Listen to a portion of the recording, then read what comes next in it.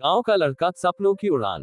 रामू एक छोटे से गांव में पैदा हुआ था, जहां सड़क से ज्यादा खेत थे और सपनों से ज्यादा मजबूरियां।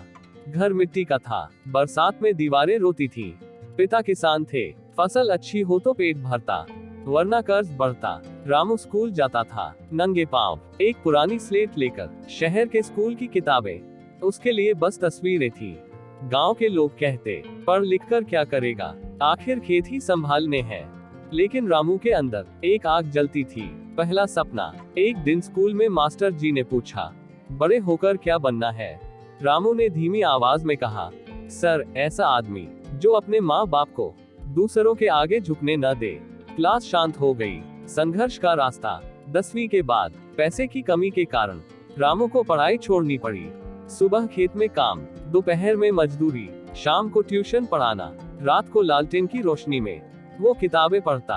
लोग हंसते, अंधेरे में पढ़कर कौन सा अफसर बनेगा। रामू मुस्कुराता, अंधेरे में ही दिए की कीमत समझ आती है। बदलाव की शुरुआत। एक दिन शहर से आए रिश्तेदार ने पुराना मोबाइल दिया। इंटरनेट कमजोर था, लेकिन उम्मीद मजबूत। रामू ने यूट्यूब से नई स्किल्स सीखनी शुरू की। खेती के नए तरीके, ऑनलाइन काम, डिजिटल ज्ञान वो जान गया। गांव में रहकर भी दुनिया जीती जा सकती है। गिरना और उठना। पहला ऑनलाइन काम फेल, दूसरा बिना पैसे दिए खत्म। माँ बोली, बेटा बहुत सपने मत देख। पिता ने बस सिर पर हाथ रखा। उस रात रामू रोया, लेकिन अगली सुबह फिर खेत में काम पर गया, क्योंकि वो जानता था सपनों को छोड़ना आसान है, लेकिन उनके साथ जीना बहादुरी है। सपने की सच्चाई। 7 साल बाद रामू अब एक सफल एग्री बिजनेस चला रहा था। गांव के युवाओं को काम देता था। वही लोग अब उससे सलाह लेने आते थे।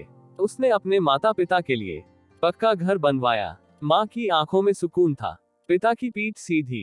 कहानी की सीख। जन्म गांव में होना कमजोरी नहीं है, कमजोरी है वही सोच रोक देना। गांव का लड़का अगर ठान ले तो दुनिया बदल सकता है।